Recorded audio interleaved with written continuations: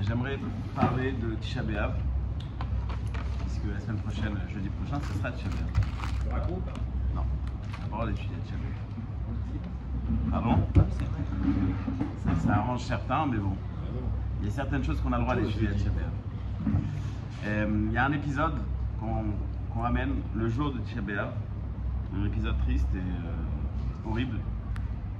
Parmi tout ce qu'on raconte, on raconte aussi le meurtre de Asara Arugei Malchut. Il y avait 10 rabbanim, 10 grands rabbanim qui ont été tués, qui ont été torturés par les Romains. Et on nous en parle. On parle de Rabbi Akiva, de Rabbi Yehuda ben Bava, on en parle de plusieurs, de Chutzpita ben Turgeman. J'aimerais parler de Rabbi Akiva.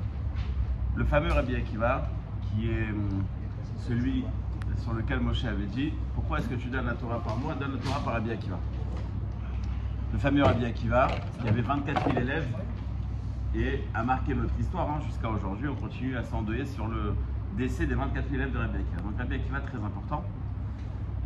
Rabbi Akiva va vivre 120 ans, 40 ans en tant qu'Amaharet, il ne connaît rien. Et après, il va commencer à étudier 24 ans, il part de chez lui, il revient avec 24 000 élèves. Et il va marquer toute l'histoire du peuple juif. C'est lui qui va transmettre la Torah orale. Il va laisser après lui 5 élèves qui vont transmettre toute la Torah orale. Rabbi Akiva est donc torturé par les Romains. La Gemara nous raconte qu'il peignait sa chair avec des peignes de fer et ils ont vendu sa chair dans les marchés. Et Rabbi Akiva était en train de faire Shema Israël. Hashem Elokeinu Hashem Echad. Quand il a dit Echad, il est mort. Et ses élèves lui ont dit « Mais comment est-ce que tu es aussi paisible? Comment est-ce que tu es capable de faire Shema Israël ?» Il leur a dit « Toute ma vie, je voulais accomplir cette mitzvah comme il se doit, maintenant je peux le faire. » Question technique. Quand est-ce qu'ils ont discuté? Avant qu'on commence à lui peigner la chair, il n'y avait pas de discussion. Après qu'il a fini Shema Israël, il est mort. Pendant qu'il est en train de faire Shema, on ne peut pas parler. Quand est-ce qu'ils ont discuté? Question du Ben Ishraï. C'est une vraie question. Vraie question du Ben Ishraï. Tu vas avoir la réponse, tu ne vas pas rigoler. Répond le Ben Ishraï. Pendant 40 jours, ils lui ont peigné la chair. Depuis Rosh Chodesh Elul jusqu'à Yom Kippour, tous les jours, un petit morceau. Allez hop. Et donc tous les jours, il faisait Shema Israël. Et une des fois où ils l'ont fait souffrir comme ça, après qu'il ait fini Shema Israël, les élèves l'ont demandé mais comment t'arrives? Il leur a dit Hashem Elokeinu Hashem Echad. J'arrive. Donc c'était rien que pour ajouter à l'horreur de cette situation, c'était pas une fois et il est mort. Pendant 40 jours, tous les jours, il le faisait souffrir. J'ai une question simple. Pourquoi le faire? Pourquoi la torture? Pourquoi? Tu veux tuer Rabbi Akiva, tu veux? On en finit. Pourquoi se déchaîner contre Rabbi Akiva? Pourquoi est-ce que... Je vais expliquer ma question. Le pourquoi, c'est pas pourquoi comprendre. Il y a des gens qui se conduisent mal. Il y a des gens qui se conduisent mal. C'est de comprendre pourquoi est-ce que Hachem nous a fait vivre une situation pareille. Pourquoi, quel est le message à travers la souffrance de Rabbi Akiva? Non pas pourquoi est-ce que les goïms se sont mal conduits. J'aimerais ajouter une deuxième histoire. Un des Asara Arugei Malchut, Rabbi Yehuda ben Bava. Il y a ce qu'on appelle dans la Torah la smicha. La smicha, c'est ce que Moshe Rabbeinu a reçu comme droit. Hachem lui a dit, tu as toi le pouvoir de décider qui va te suivre, qui va être après toi. Et donc il va mettre ses mains sur Yehoshua et il va le nommer à la tête du peuple juif. Et c'est comme ça qu'il y a une transmission. Et c'est comme ça qu'on protège la lecture de la Torah. Et c'est comme ça qu'on est sûr et persuadé que la Torah qu'on a aujourd'hui, elle est vraie. Parce qu'il y a une transmission. Ce qu'on appelle, vulgairement aujourd'hui, l'orthodoxie. C'est-à-dire qu'il y a une transmission de Rav en élève par la smicha. Les Romains sont conscients du danger, à leurs yeux, de cette smicha. Ils interdisent à quiconque de transmettre, c'est-à-dire de donner d'octroyer ce droit à ses élèves. Celui qui le fera, ou l'élève qui recevra une smicha, sera chayav mita. On le tuera. Mais pas que lui, et pas que le Rav, et pas que l'élève, tous les gens qui étaient présents, et pas ceux qui étaient présents seulement, toute la ville, et pas seulement toute la ville, toutes les villes voisines aussi, pour éradiquer ce qui est à leurs yeux un problème. Rabbi Yehuda ben Bava comprend le danger de ne pas transmettre ce droit. Il réunit 5 de ses élèves, les 5 stars qu'on connaît dans les Mishnayot, Rabbi Yehuda, Rabbi Yossi Agdili, etc. Ils vont dans un désert, il leur donne la smicha, ça prend 5 minutes. Il leur donne la smicha et ils entendent des chevaux, des Romains qui sont en train de venir derrière. Donc ils comprennent que voilà, ça veut dire que les Romains vraiment, c'est comme les histoires qu'on nous racontait sur la Shoah et les nazis qui étaient là à la recherche. Dès qu'il y en avait un qui sortait un petit peu de sa cachette tout de suite ils le trouvaient. La même chose, c'est-à-dire qu'ils étaient vraiment en mode attaque. Rabbi Yehuda dit à ses élèves, sauvez-vous. Et toi, Rav, moi c'est fini. Ils arrivent, ils voient Rabbi Yehuda ben Bava seul, ils comprennent que c'est trop tard. Ils vont lancer 300 lances dans le corps de Rabbi Yehuda ben Bava pour le tuer. Alors il faut comprendre que Rabbi Yehuda ben Bava, c'est pas un sportif olympique. C'est un vieux monsieur qui a fait qu'étudier de la Torah toute sa vie. J'imagine qu'après la première lance, il était déjà mort. 300. Je dis la Gemara, jusqu'à que son corps était comme une kvara. Une kvara, c'est une passoire. Il y a déjà dans le 1 mètre carré, un homme, ou 2 mètres carrés, allez. 300 lances, il faut trouver de la place. 300. Et pourquoi ce déchaînement? Pas au côté de la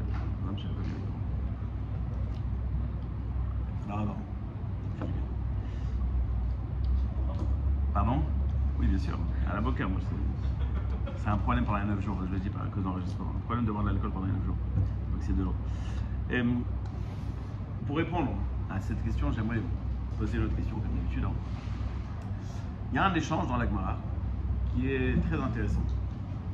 Les prophètes, les derniers prophètes, quand ils ont vu la destruction du temple, ils ont dit que on devrait arrêter de dire Agibor ve'anora dans la Hamida. Agibor, le puissant, en aura extraordinaire. Pourquoi? Ayek vurotav, ayenora otav. On ne voit plus la puissance de Dieu.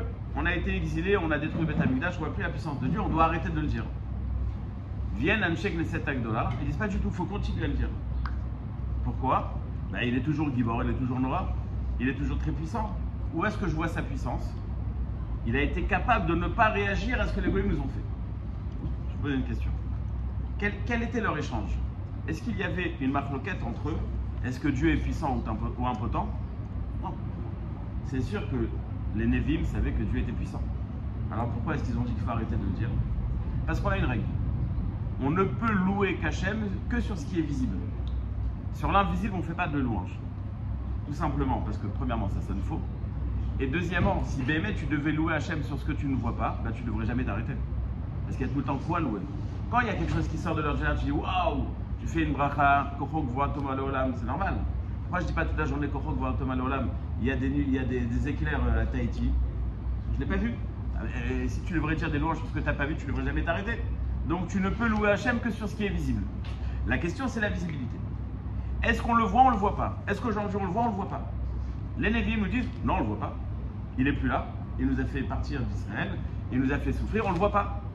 Les Anshek Neset Agdola nous disent même quand on ne le voit pas, apparemment, on voit autre chose. On voit sa puissance d'une autre manière. On voit sa puissance dans le fait qu'il s'est retenu de réagir. D'accord?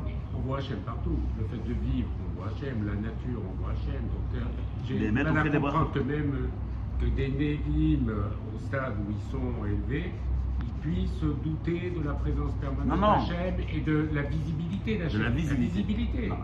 La visibilité, elle est partout. La Sheila, c'est combien je vois? Commun des mortels, on voit Hachem partout. Oui, ils ne voient pas Hachem partout.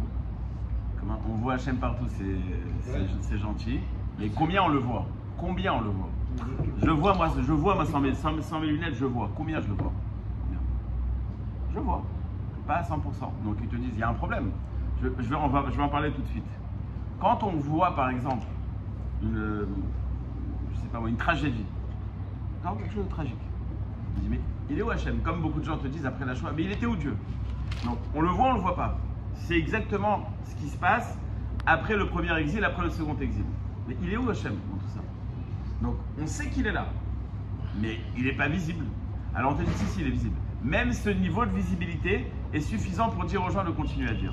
C'est-à-dire même si le Navi lui-même, il pense qu'on voit Hachem, mais il y a un peuple derrière. Est-ce que le peuple peut louer sur ce niveau de visibilité? Les Anshek Neset Agdola te disent oui, les Lévim te disent non. En deux mots, on est tous d'accord qu'on ne loue Hachem que si on le voit. Si on ne le voit pas, on n'a pas à le louer. Question. Shema Israël Hachem Elokeinu Hachem Echad, d'une obligation de dire tous les jours, matin et soir, qu'Hachem est unique, plutôt l'unicité d'Hachem, pas unique, pas t'es le meilleur mon fils, mais tout est Dieu, on le voit. Est-ce qu'on voit Béhémet la Achdut Hachem? Franchement, est-ce qu'on voit tout ce qu'on voit, c'est Dieu? Non. Quand tu te prends à 3h du matin le petit coin du lit dans ton petit doigt, tu ne dis pas merci Hachem. Je ne vais pas dire ce que tu dis. Mais tu ne dis pas merci Hachem, mais pourtant tout est Dieu. Non, on ne le voit pas. Donc si on ne le voit pas, comment est-ce qu'on peut dire Hachem Elokeinu Hachem Echad? Pardon? Même dans l'invisibilité? Non, c'est qu'on ne peut pas, la réalité nous imposerait de ne pas le dire. C'est un objectif. Non, Pas mal, attends, j'ai jamais entendu, peut-être. je vais l'inverser. Et si tu remercies Hachem que dans le bien qui te croit. Non, je n'ai pas dit que dans le bien, j'ai dit dans la visibilité. Je suis d'accord, on ne dit pas que dans le bien. Voilà. Quelqu'un qui perd un proche doit dire une bracha, dans le mal aussi. Oui. Dans la visibilité, ça fait référence au sens. On sait très bien que les sens sont trompeurs. La visibilité, la vue a été altérée par la photo originale. Donc on sait très bien qu'on ne voit pas comme on devrait voir. Donc la visibilité, c'est pas quelque chose de rationnel. C'est pas parce que je le vois que Mais est-ce que tu le vois? la réalité. Est-ce que tu vois Hachem dans La visibilité n'est Enfin, pas. je parle pas de réalité, moi je suis pas arrivé à la réalité. La question c'est de louer Hachem, c'est-à-dire, voilà, ça c'est Hachem. Est-ce que tu le vois dans tout? C'est pas ce que tu vois que ça existe ou non. C'est ça que je veux dire. Je n'ai pas dit que ça existe. Que ça existe, je le sais. J'ai pas besoin de le voir. Pour le louer, j'ai besoin de voir.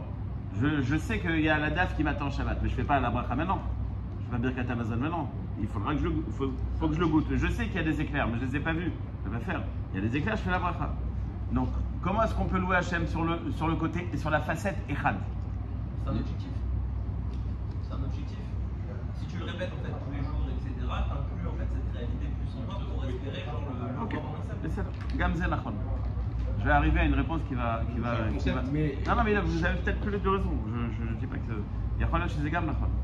Le Maharal donne une explication. J'ai pas beaucoup de temps, on en parle un peu. Qui le va? Le Maharal donne une explication très intéressante. Très intéressante.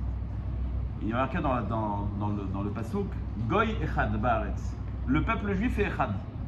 Comme il existe un symbole de Echad, alors il existe quelque chose dans le monde qui est Echad, on voit l'unicité de Dieu. Alors je vous pose la question. Behemet Goy Echad. Allez vous promener un petit peu, vous allez comprendre qu'on n'est pas Goy Echad. Dis le Maharal, je vais t'expliquer c'est quoi Goy Echad. Echad, c'est Aleph, Chet, Dalet. 1, 8, 4. Aleph, Chet, Dalet. C'est quoi 1, 8, 4? Combien de tribus? Combien on est de tribus? 12. Qui dit pire? 13. 13. Pourquoi 13? Parce que Yosef il a 2 enfants. Et Yosef est compté comme 2. Donc on est 13 tribus en vérité. Aleph, Chet, Dalet. 1, 8, 4. Combien ça fait? 13. Zach. Quelle classe? Aleph, Chet, Dalet. Aleph, c'est le numéro 1. Nous dit le Maharal, c'est le Shevet Lévi. Shevet Lévi qui s'adonne entièrement à l'étude de la Torah, comme nous dit le Rambam. Chet, c'est les 8 Shvatim, les 8 tribus, les 8 enfants des Imaot. Léa en a eu 6, Rachel en a eu 2, 8. Dalet, c'est les 4 enfants des Shfachot. On a un groupe, des niveaux d'appartenance, d'identité, etc. Si on veut le traduire aujourd'hui, on va dire ceux qui sont très proches d'Hachem, pas très proches d'Hachem, et pas encore proches d'Hachem. Comme disait Raphaël, il y a les pieds, les papiers et les trépieds.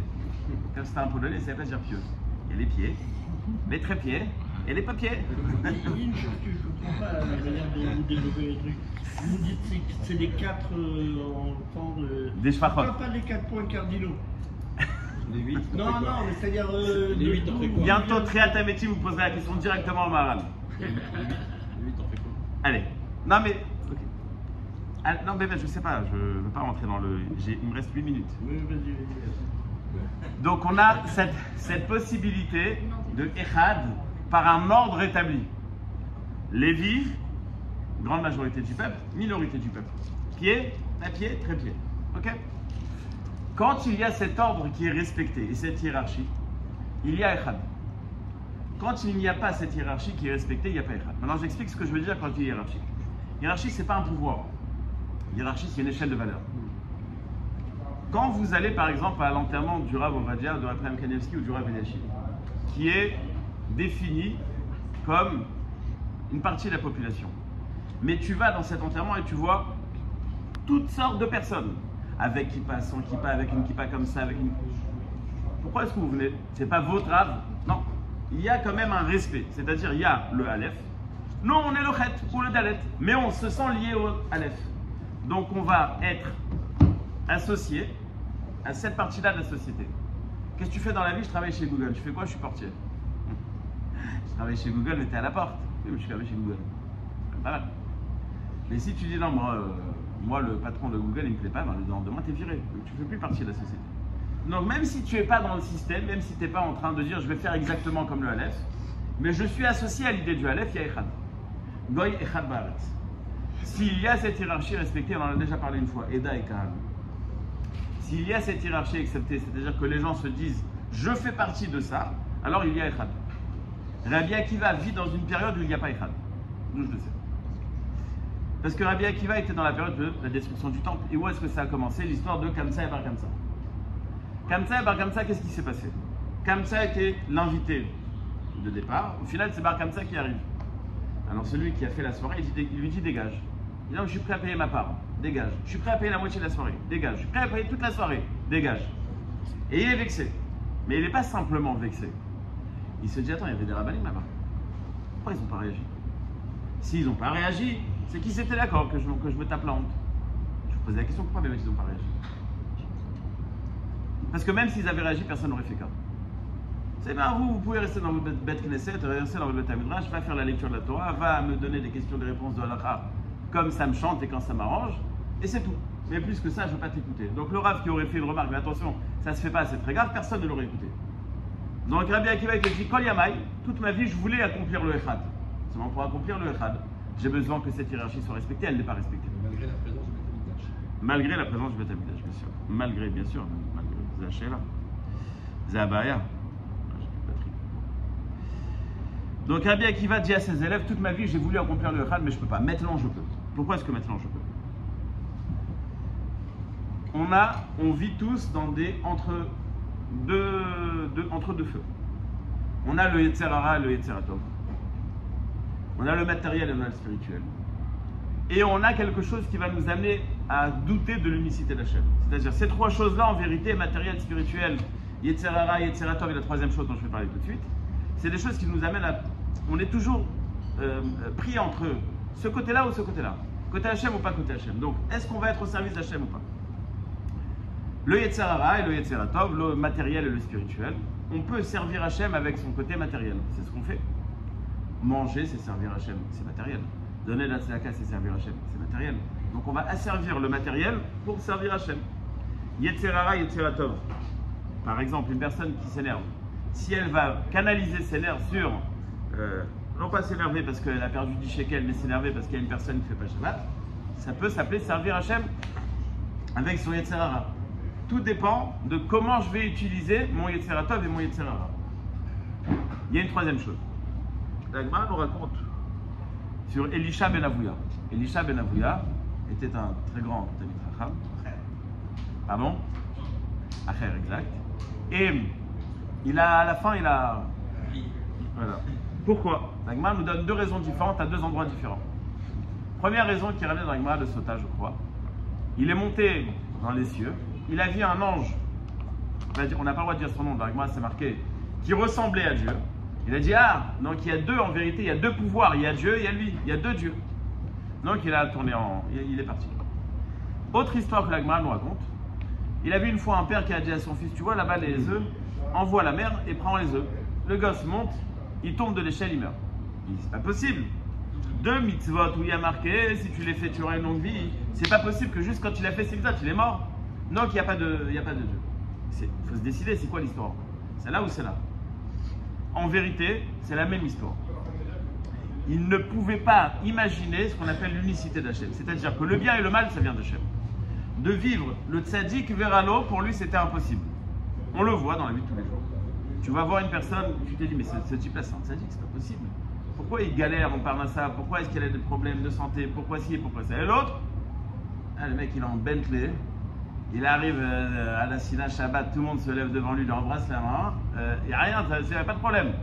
Makara, Maevdel. L'autre, il est en galère et c'est un tzaddik. Celui-là, c'est un rachat et tout va bien. Makara. On n'arrive pas à l'avaler. C'est une question qui est posée. Tzaddik vers l'eau. Comment c'est possible qu'un tzaddik puisse avoir du mal? Il devrait avoir que du bien. Dire Rabbi Akiva, il y a marqué Ve'avta et Hashem bechol levavcha ufchol nafshecha ufchol meodecha. Tu dois aimer Hachem bechol levavcha. Nous dit la Gemara, c'est quoi le levavcha? Tu as deux cœurs. Yetzer Tov, Yetzer Hara. Bechol meodecha. Avec tous tes moyens, tout ton argent. Tu es prêt à donner ton matériel pour Hachem. Ça, j'ai déjà accompli. Mon Yetzer Hara, je l'ai mis au service d'Hachem. Mon argent, je l'ai mis au service d'Hachem. Vous connaissez tous l'histoire de Rabbi Akiva qui voulait dormir dans une ville. On ne l'a pas laissé dormir, il a dormi en dehors de la ville, sa bougie s'est éteinte, sa poule a été volée, son âne a été tué. Il reste sans rien et il dit Gamzou et Tova. Donc moi, je vois que du positif. Mais il y a une chose que je n'ai pas encore accomplie. Une chose. Bechol nafshecha. Même si Hachem est en train de me tuer, Hachem Elokeinu Hachem Echad. Ça, je n'ai pas encore accompli. Et c'est à ce moment-là où il est, je ne sais pas si on peut imaginer le niveau de souffrance physique de Rabbi Akiva, Hachem Elokeinu Hachem Echad. Tous les jours, pendant 40 jours, on va le faire souffrir. Hachem Elokeinu Hachem Echad. C'est ça, je dis Rabbeinu, comment c'est possible? Il a dit Kol Yamai, je voulais accomplir ça. Je voulais accomplir le Echad comme il se doit. Je n'avais pas cette possibilité, puisque je ne vivais pas dans un contexte où on me laissait avoir cette possibilité par rapport au peuple juif Echad. Maintenant, je le vis d'une manière différente. Je peux dire Echad. Parce que je suis arrivé à un niveau où je suis convaincu du Echad, même dans la souffrance, même dans le Tzadik Veralo, j'arrive à dire Echad. Dans la soirée où il y avait comme ça, il était. Il n'y a pas marqué qu'il était. Il est content. Il n'est pas obligé d'attendre toutes les soirées. Tu sais combien il y avait de juifs au temps de la destruction du temple, Stam, pour savoir combien il y avait de juifs en Israël au temps de la destruction du temple. La destruction du temple. À peu près. Les millions. Combien? Millions. 600 millions, c'est pas marqué, mais il y a marqué Shishim Ribo. Mais il y a marqué sur une ville. Il y a marqué qu'à c'est-à-dire 200 ans après la reconstruction du deuxième temple, Yanaï a voulu faire une évaluation de combien de juifs on était en Israël. Alors comment il a fait? Il n'a pas compté les juifs. Tourmalka, exactement. Comment est-ce qu'il a fait? Tourmalka, c'est Horar. Si vous allez dans Masechet Gittin, là-bas, il y a les Gadol. Comment est-ce qu'il a fait? Il a demandé à prendre un rein de chaque Korban Pessah qui était sacrifié. Il est arrivé à 1 200 000 Korban Pessah. Comme on sait que chaque Korban c'était au moins pour une dizaine de personnes, ça fait 12 millions. 12 millions. C'est le minimum. Maintenant, nous on dit 10 personnes, mais un Korban Pessah, vous imaginez c'est quoi? C'est-à-dire un agneau. Vous allez le manger vous, en un soir? Même si on est 10. Morgane peut-être, mais pas tout le monde. Solo, c'est le marque-loquette qui sera redamené encore un Pessah solo. Donc on est à des millions. D'accord? On n'est pas. Est-ce que Rabbi Akiva était à toutes les soirées? Non. Mais Rabbi Akiva et Bar Korban, avec un instant pour préciser, je vois bien que le Rav n'avait pas son mot à dire. Il dit ne vous révoltez pas. Et il n'écoute pas. Abu Hanan Ben Zakkai, pareil. Il veut aller faire la paix avec les Romains, on ne le laisse pas sortir. Ah ouais. En quoi la division du peuple peut être une diminution de l'unicité d'Akadosh Baruch Hu? Parce que c'est un peu ça. C'est une bonne question. Le peuple est divisé et donc on peut remettre en cause. C'est une bonne question et l'exemple le plus. La réponse est très simple. Elle est contestable. Elle n'est pas visible. Elle n'est pas visible. Un roi n'est roi que s'il y a un peuple. Netanyahou n'est pas encore invité aux États-Unis parce qu'on est en train de dire qu'il n'y a pas de peuple derrière. On peut avoir un roi avec un peuple divisé. Ça remet en cause. C'est justement ça. Si. Le symbole d'unicité dans le monde. Non, mais on parle sur deux niveaux différents. Est-ce que l'unicité existe? Est-ce qu'elle est visible? Non. Pourquoi elle n'est pas visible? Si tout le peuple est derrière lui, donc il y a un peuple, il y a un roi. Mais si le peuple n'est pas derrière lui, donc il n'y a pas de... On le dit dans la théâtre de Rosh Hashanah. C'est comme ça qu'on commence l'introduction. On dit que Hachem il est Echad, et puisqu'il est Echad, alors le roi il est Echad. Et Hachem y est. Et comment on dit Hachem Elech, Hachem Alach, Hachem Yimlor. D'accord, mais c'est de l'hérésie. Non. On n'est pas. Non. On la remet. C'est ce que je suis en train d'expliquer. Non. On n'est pas en train de la remettre en cause. On est en train de dire que c'est pas visible. Elle existe, mais on la voit pas. Vous savez que je suis milliardaire, mais je sais pas où il se trouve l'argent. C'est des risques de dire que non. Non, je rigole. Mais je sais pas où se trouve l'argent. Donc elle n'existe pas. Donc j'ai de l'argent sur la lune. Ok, ça sert à rien. Ça sert à rien. Donc c'est pas synthétisé cette unicité. Elle existe dans la tête de certaines personnes, mais pas en vrai. En vrai, dans la rue, ça n'existe pas. Donc c'est pas qu'elle existe ou elle n'existe pas. Est-ce qu'elle est visible ou pas? C'est comme ça que j'ai commencé par dire pour la visibilité. Donc Rabbi Akiva nous dit, cette période, Hachem Elokeinu Hachem Echad, je ne pouvais pas le dire. Pourquoi? Il n'y avait pas ce symbole d'unicité qui existait au sein du peuple. Où est-ce que je vais le dire? Moi-même, quand je serai arrivé à ce Echad, à cette plénitude, je pourrai le dire. Quand est-ce que j'arrive? Quand je suis en train de Tzadik Veralo, je suis en train de souffrir un martyr, et pourtant je reste droit dans mes bottes, et je continue à dire Hachem Elokeinu Hachem Echad. J'ai lu un témoignage d'un goy qui a vu le ghetto de Varsovie après avoir été massacré par les nazis. Un tas de Sifrei Torah salis par toutes sortes d'excréments de Yemar Shemam. Au centre, une chaise de Brit Mila, dessus un bébé juif attaché, un poignard dans le cœur et une cigarette dans la bouche. C'est-à-dire, c'est débile, quoi. À la fin, on se dit, mais non, c'est bon. Vous voulez tuer, je ne vais pas vous dire, vous avez tué, quoi, mais c'est quoi cette mise en scène? C'est la même qui c'était la question de départ. La question de départ, c'est pourquoi cette torture, pourquoi ce déchaîner? La réponse est très simple. Les Romains ne veulent pas détruire le peuple à l'état physique. Ils prennent Rabbi Akiva, Rabbi Yehuda ben Bava comme des symboles. Il y a ce symbole de Sefer Torah, de Rabbi Akiva, qui est un Sefer Torah vivant. Il y a ce symbole de Rabbi Yehuda ben Bava qui va faire la transmission de la Torah. Il y a ce symbole de Echad, si c'est le Rav qui est en haut de l'échelle de valeur, alors il y a un symbole à détruire. Quand ils voient qu'ils n'arrivent pas à détruire, on est dans des chambres à gaz et on entend Shema Israël Hashem Elokeinu Echad, ils se déchaînent, ils n'arrivent pas à supporter. On est là en train de détruire, on est là en train d'être la preuve que Dieu n'existe pas, puisqu'on est capable de vous tuer, et vous êtes encore en train de tenir Hashem Elokeinu Hashem Echad. Am Ksheoref, des têtus, on lâche pas le morceau. Hashem Elokeinu Hashem Echad. On continue à voir Hashem, même dans l'horreur, même dans la tristesse, même dans les problèmes, on continue à voir Hashem. C'est ça qui les déchaîne. Non, ce qui m'intéresse, c'est pas d'expliquer le côté psychologique de ceux qui ont attaqué notre peuple. C'est pas ça qui m'intéresse. J'ai pas ni à valider, ni à accepter, ni à comprendre. Ce qui m'intéresse, c'est qu'est-ce que nous on doit comprendre quand eux le font. Nous, on doit comprendre que c'est ça qui les a dérangés. Si c'est ça qu'on doit comprendre, on doit comprendre que c'est ça qu'on doit réparer. La Gemara nous dit que tant que le Beth Amikdash n'a pas été reconstruit, c'est parce que le problème existe encore. Les problèmes qui ont causé la perte du Beth Amikdash existent encore. Alors on parle de quoi? De Silat Rinam. Alors on va avoir des discours enflammés de Avat Rinam, de Achdout. C'est quoi l'Achdout? C'est quoi l'Achdout?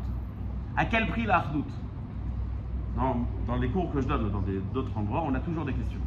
Par exemple, faire un cours pour des jeunes, mélanger garçons et filles, moutar ou assaut. Achdout. Ensemble. De faire tous ensemble. Est-ce qu'on arrondit les angles?